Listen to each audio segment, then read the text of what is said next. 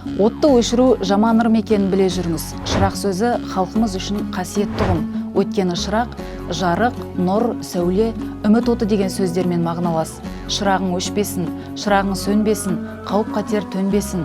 Жақсыдан жаман туса, шамшырағының өшкені, шамшырақтай жайнамай, ер деп атақ алмайсың деген қағида осыдан қалған.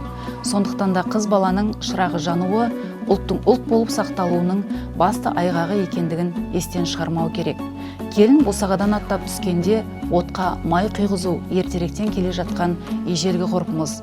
Ақ босаға аттап отқа май құйып жатқан қазіргі келіндер бұл ырымды от пен майға табынғандықтан емес, ата-баба дәстүрін құрметтегендіктен жасайды.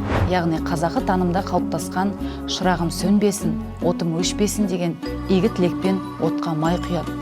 Оттың өшпеуі, шырақтың сөнбеуі қазақ үшін азаматының отбасының аман болуы, шырағының шайқалмауы, ел жұртының тыныштығы дегенді білдіреді. Бұл ғұрыптың астарында отқа май құйғанда от қалай лауласа, өмірі де солай жайнай берсін деген ырым жатыр.